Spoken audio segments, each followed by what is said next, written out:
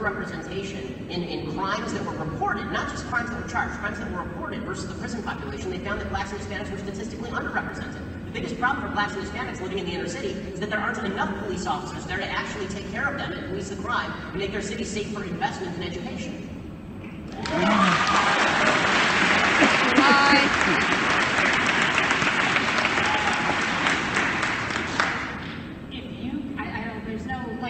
This is actually a problem in our democracy. I will just sort of, can I put an asterisk here that it is an actual problem in our democracy. If we can't, as two relatively intelligent human beings, agree on basic facts, that you look at the at least statistics and you say, oh look, there's a study, there's a study, there's a study. Hey, there's a massive overrepresentation. Let's just look at drug crimes, which are the largest proportion. So you don't want to talk about gun crimes, drug crimes. The predominant reason why people are incarcerated in this country is mostly because of nonviolent drug offenses, and study after study after study. Black and Latino folks, far overrepresented in terms of arrest, in terms of charging, in terms of sentences, get harsher sentences when they're sentenced. That's not true. And that is true. It is true. So let's just move on. I'll ask you a question. In 1989, this is really an interesting one to me. In 1989, Mr. Trump. This goes to the, how did he come to be? In 1989, he said, roughly quoting here, that if I could do it all over again, I'd come back as a well-educated black. Because, he said at the time, black people have have advantages, or more advantaged, have it easier in America now than white people. Do you agree or disagree with that? Today there are more, in law, advantages given to black people than white people. In law. Okay, so we're good. I'm good. I mean, I just... In law, I'm not talking about... Well, hold on. I'm not talking about... You really believe that? Personal religion. Sally, I don't know how you can't believe that, considering that the Supreme Court just determined that discrimination against white people in favor of black people is okay. No, they didn't. You realize those laws are written in a facially race-neutral way, so if you're going to say that your immigration policy is facially race-neutral, then... But right? they're You're not arguing about your race baiting and telling people that they're not getting a fair shot. No, that was not written in a racially neutral way. Facially race-neutral way. They're not written that way because they specifically say that there can be points given based on race. That's not racially neutral. You didn't answer my question. Do you think it's easier to be a white man, or easier to be a black man in America than a white man? I think it depends on the black person or white person you are. I think it depends where you're born. I think it's easier to become a Palestinian than it is to be a that question, by and large. Do you think it's easier, let me ask you this way, do you think it's easier to be a man or a woman? Do you think that there's sexism in America now? I think there's sexism in America initially. No, is there sexism? If there are sexists who perform sexist acts, then there's sexism. No, not America. I'm asking you're asking, is America structurally sexist? The answer is no.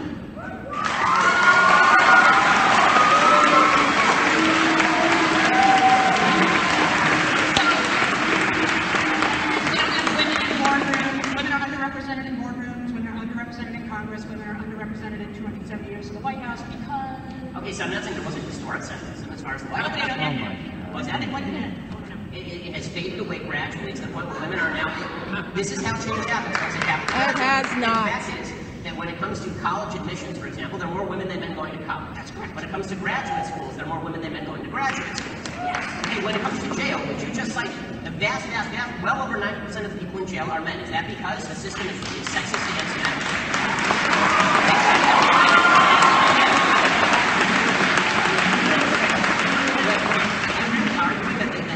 Jailing system is now sexist against men because there are more men than women in prison? That's really your argument? No, it does happen to also be the case that more men commit crimes. There you go.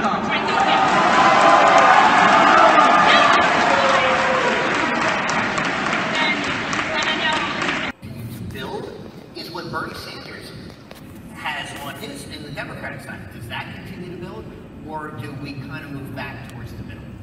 Well, I think that there's a better chance that the Sanders movement builds than the Trump movement builds. I think the Trump movement is built around somebody who has 100% name recognition, is a celebrity. As you mentioned, Tom Cruise ran the same campaign in 2008 and got negative 8% of the vote.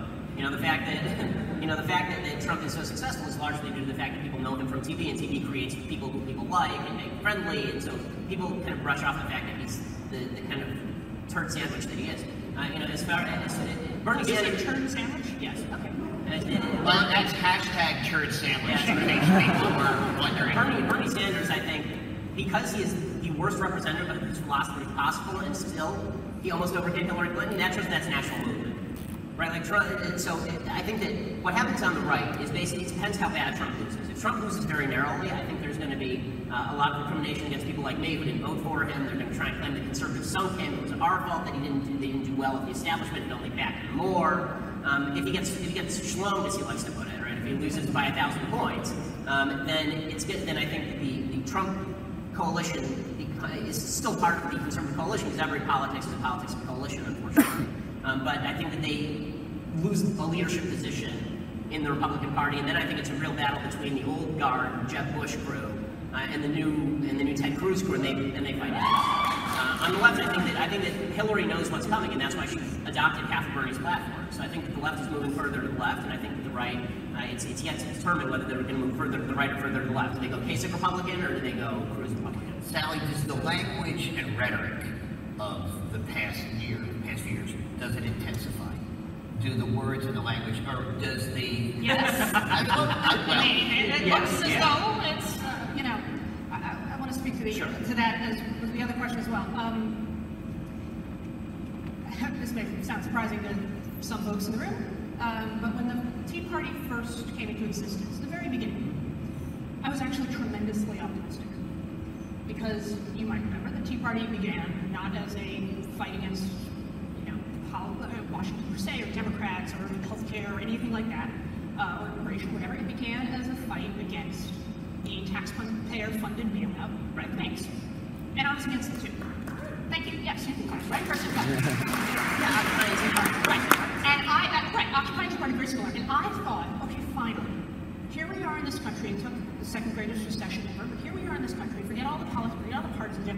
Here we can finally come together and see that we have all been getting screwed by the two-party system, which, by and large, I do stay on one side more than the other. I think it's not better, but right, the economy still does better with a Democratic president. But by and large, both parties have screwed the average person in this country for far too long. They have been too cozy with Wall Street, too cozy with big business, too cozy with the super rich. Don't forget, it was Barack Obama, it was my president, who extended the tax cuts to the rich. So, right, I was finally thinking, here we can get along, we can agree.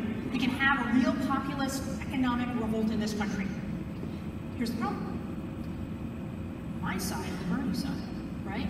The people who are also concerned about how hard it's become for working people in this country are concerned about how hard it's become for white working people, and for black working people, and for Latino working people, for citizens, for immigrants, and for Muslims, and for Christians, and for Jews. We're concerned about how we move this country forward together for everyone, as we always have tried to do in the history of our beautiful, special, wonderful nation.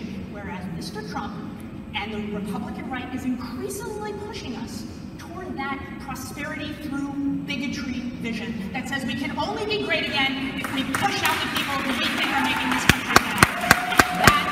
That's going to tear us apart. This is going to be a very important election about who we are as a nation and who we include. And I have to say, I'm scared, I'm sad. I love this country. I'm worried about where we're going. And I think it's a missed opportunity. We could have a really beautiful new populism in this country. See, I'm not a populist, and the reason I'm not a populist is because I think we agree on the diagnosis, but I think we disagree on the treatment. And this is where the Tea Party and Occupy diverged, right? And the fact is, occupied Wall Street. They didn't go and occupy D.C. What they should have done is that, in my view, is they should have gone and they should have occupied Congress, and they should have said, okay, guys, you're the ones who are signing bailouts. You're the ones we elect. You're the ones who are answerable to us. The people who aren't answerable to us are the people who are over at these Wall Street firms. I mean, they're private-driven, profit-driven private companies. I don't have a right to tell any company how to do its business, but I do have a right to tell my politicians not to bail them out. And Occupy instead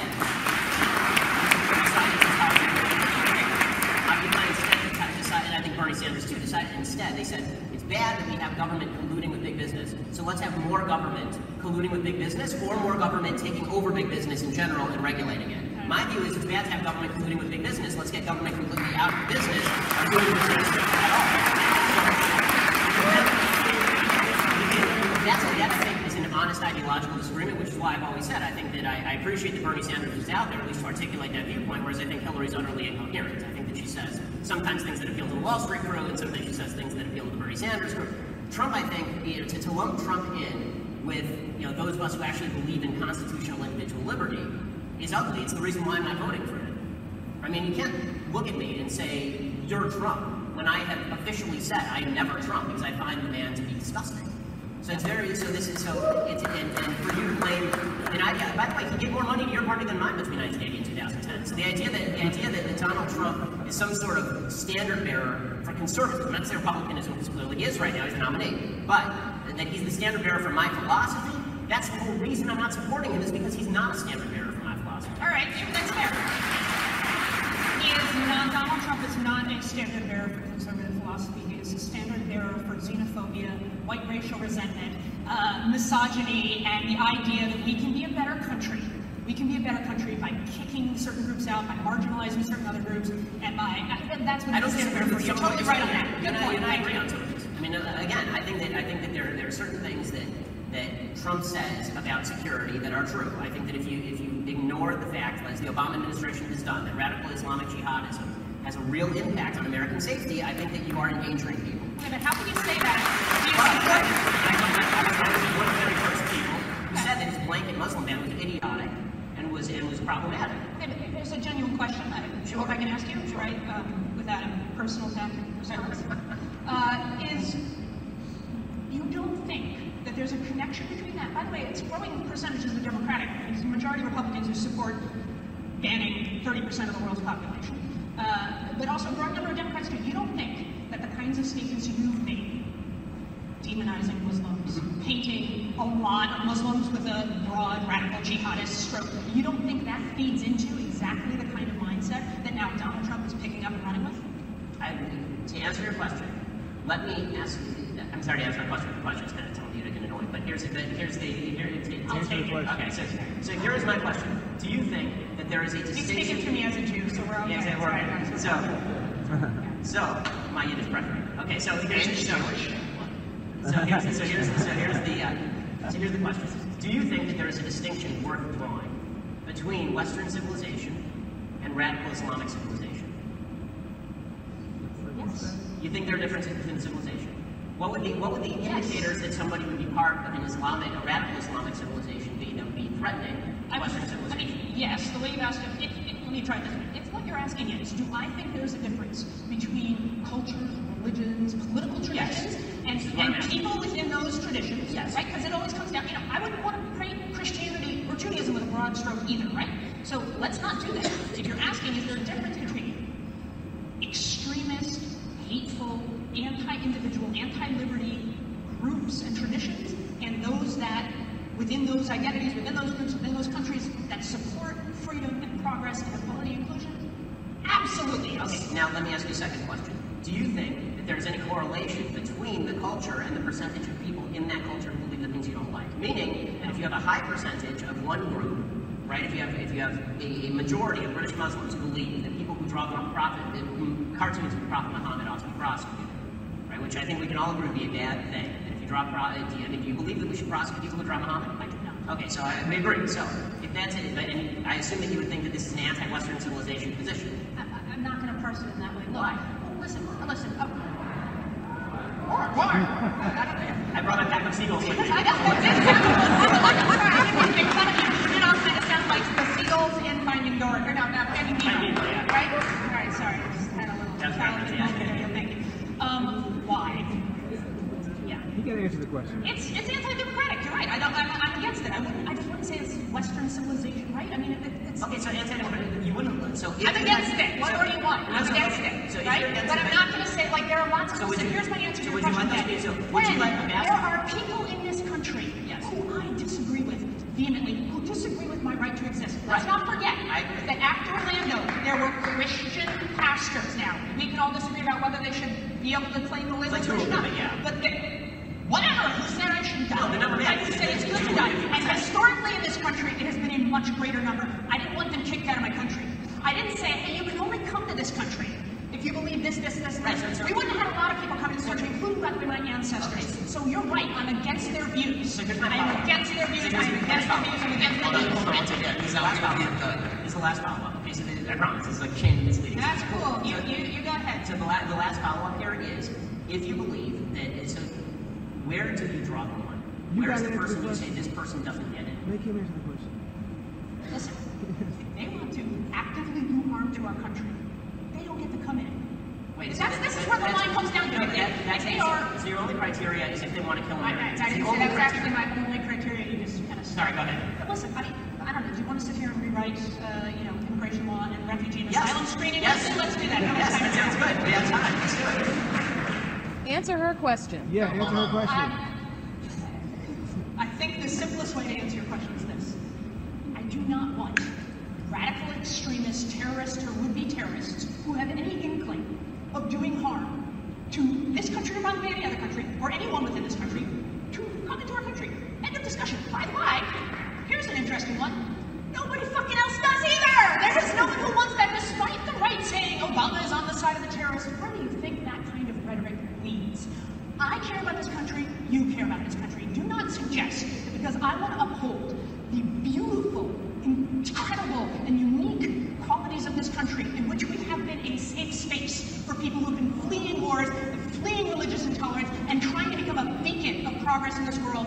Do not suggest that because of that I hate this country or want people who want to come here. When you have said it, or your side has said it about President Obama. Let's be clear, we all want this country to be good. We disagree about how to do it. I think we do it by being the kind of place where progressive Muslims can come and get support and build the kind of reformation that's needed in Islam, and not where we send a message to the entire world, screw you, if you're Muslim, we think we should bomb Mecca, we think we should spy on you, and right, that's not who we are. Okay, nobody, okay, so. I think that President Obama doesn't believe in foundational principles of the country. Do you think he cares about America? I think he does, and I think that his picture of what he wants America to be is wildly different from mine. And I think that okay, that's better than some have said. And I think this makes a difference. It's the same argument that I made about Donald Trump a few minutes ago. Remember, I said that I think that Donald Trump's nationalism is a nationalism that's rootless. It's not rooted to constitutional principle. I think President Obama's nationalism is not rooted to anything that's authentically American. I think his nationalism. Wait. Did you hear that? Hang on. He believes in America, and he loves America and wants the best for America, but his principles aren't anything authentically American. Yes. That's double speak then. No, it isn't, because the fact is he said the exact same thing. Right? He said that his patriotism is the same as the patriotism of the Greeks or the Brits, the same way that they were patriotic about their countries, he's patriotic about his. So you can quote him, not me. Okay, so if I say I'm patriotic about my country, like the British who just voted for Brexit, as Donald Trump has, or any number of folks on the right in this country, if I analogize my patriotism to British patriotism, I'm saying my patriotism is an American. I'm saying that's all American exceptionalism is to you, which was the question that prompted his response, and that's meaningless. Because you call them un-American. And this is what kills me. You can't say, oh, immigrants, they're coming here, they're taking our jobs, they're not integrated. No, I mean, right? They're less integrated. They don't have this country's best interest in heart, and then say, oh my gosh, how did we get to be so anti-immigrant? And you can't say, oh, all Muslims believe in Sharia law and we're all radicals and we should bomb Mecca. And oh my gosh, why do we want to ban Muslims? Why do you lump every immigrant together from every place as though every single person who's coming in has exactly the same belief system? They clearly don't. I haven't. You guys are the ones who want to ban all the Muslims. See, I want to actually distinguish. But you refuse to make a distinction between Muslim immigrants and the possible security risk of Muslim immigration, the level of screening that should be attempted for Muslim immigrants as opposed to Christian immigrants. You want to treat my friend Mona El-Tahawi, who is a noted feminist, outspoken feminist Muslim in Egypt, who has been tortured and detained and beaten by the Muslim Brotherhood, who is one of the most important voices in the reformation of Islam who we should be supporting. You want to treat her the same way you treat every other Muslim in Egypt. You want to say, oh, they're Egypt, and 26% believe in women. I haven't said anything wrong with this court. But I mean, well, how are you going to draw the line in? The way that I would draw the line is by looking at the philosophy that she espouses, and she doesn't espouse the philosophy of radicalism. She's got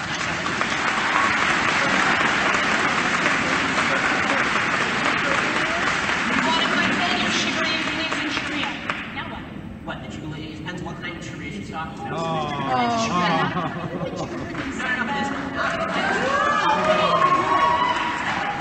Sharia that was asked about in the Gallup poll was asked to people who are living in Afghanistan, where similarly, well over 99% of the people believe in honor killings. Okay, so don't tell me. Hey, I'm against honor killings too, but it's not the same as supporting terrorism. And that's, by the way, what fact said. Guys. Wait, hold on. That's an amazing statement. So supporting honor killing is not the same as supporting terrorism. So you let in people who want to do honor killings? That's the policy. I'm saying you can't conflate the two. This shouldn't be this hard, right? I mean, it's saying, like, you know, so when Gallup we're talking about immigration. That's the topic. Gallup said 7% Muslim world can be the states that the countries they looked at can be classified as extremists based on whether they actually supported the 9/11 attack. The 9/11 attack Right. was justified, and well, it's 9/11 attacks, honor killings. no, it wasn't on our side. It was on their was on the was on The point is, they came to what, like 15 something? Was that something like that?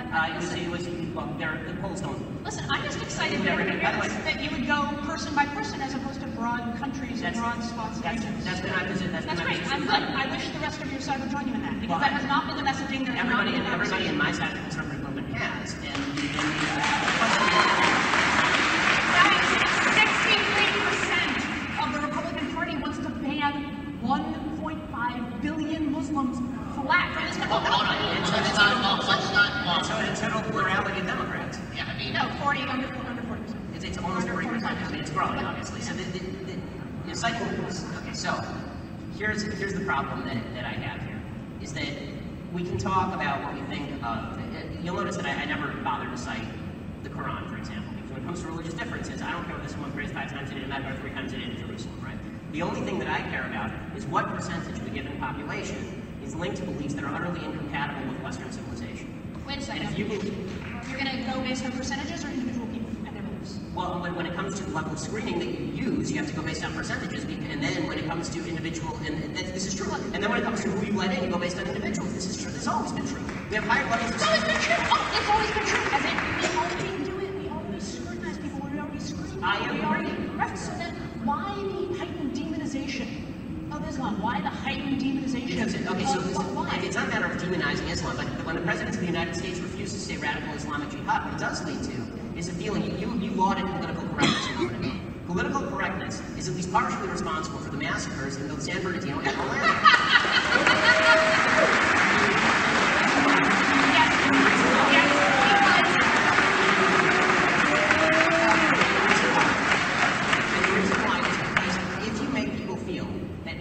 They see something that they may perceive as a security risk, that this is a referendum on whether they are a bad person or not, so the person who's doing it is a member of a minority group, like Muslim minority group, then people won't call cops. This actually happened in San Bernardino. It also happened in Orlando.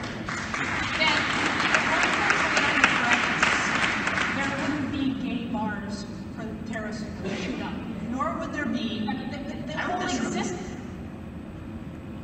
Political correctness is how we use language. It's not how they political correctness. Political correctness is not just about how we use language. It's not just about words, and that's where it comes down to radicalism, right?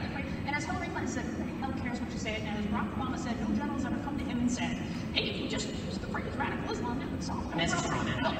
Look, the issue is about demonizing the entire faith, right? And making it about Islam as opposed to Islamists, radical Islamists, whatever you want to say. It doesn't matter. The point here is that too many people on the right have been far too sloppy about, and Donald Trump is chief among us, about echoing the worldview of ISIS and Al-Qaeda, which says there's only one kind of Islam, it is radical Islam, and we are at war with it. That is not true. And why don't I say radical Islam? Because I talk to, and if you don't know any, go find it. I talk to progressive Muslim theologians, progressive Muslim activists. Yes, there are a lot of them. Sure. And they say, don't do that. You're not helping us. We need to be helping and supporting them. By the way, in this country, 1 out of 2 terrorist attacks has been foiled by tips from the Muslim community. We need to be supporting them and not alienating them. Plain and simple. I don't care if you don't be part of the solution, not part of the problem. we are unfortunately close to running out of time. Close. So what I'd like to do is I'd like each of you to take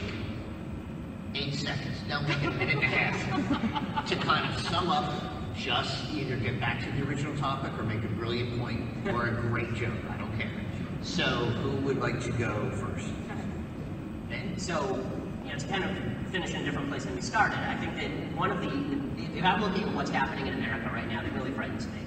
It's the growth of tribalism. I wrote this for National Review a couple of weeks ago. This feeling that tribalism on the left, the divisiveness, the racial divisiveness, the idea that we have to stand up for a particular group of people over another group of people, that's wrong. I see it as rising on the right as well in the Trump phenomenon. What I want are central principles that apply to everyone. Central principles that we can agree on that apply to everyone. And I think that those are disappearing rather rapidly, and I think that they're disappearing on the right as a reactionary force, and I think they're disappearing on the left because the left doesn't believe that individual liberty trumps communalism. They don't believe that individuals trump groups. They believe that groups ought to be treated as groups. They talk in terms of blacks and whites and Muslims as opposed to talking in terms of here's what each individual does, or here's how an individual's philosophy matters, and philosophies do matter. And I think that until we return to the idea that Western civilization is more than just a buzzword, that it's actually a philosophy with basic tenets that are worth protecting, and that people who don't believe in those tenets, people who want to fight those tenets, are the enemies of freedom, I think that we do have a real problem for America, because Western civilization is worth protecting. And the idea that anything else could have generated the United States of America as it currently stands is ignorant of world history and world situations now.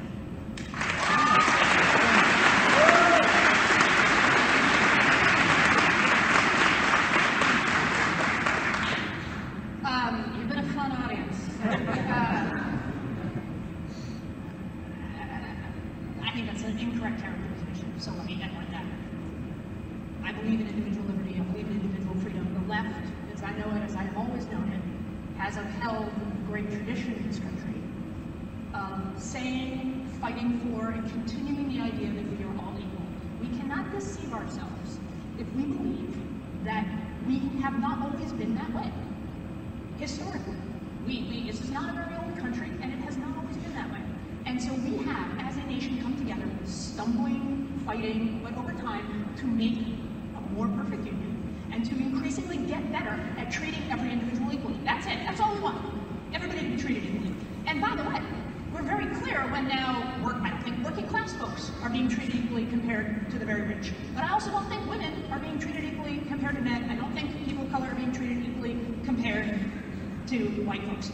And again, statistics and whatever. The issue here is that saying I want to fix that, saying I want to make this country live up to its promise for everyone, doesn't mean I want to make it worse for you.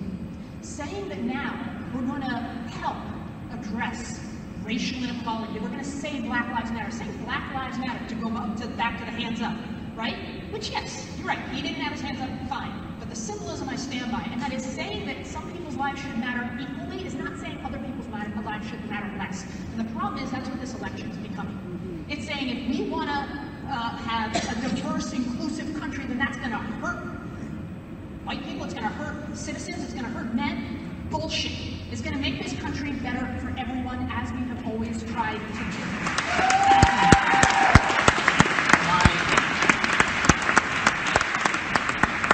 My plan coming in here was to have a coalition ticket for president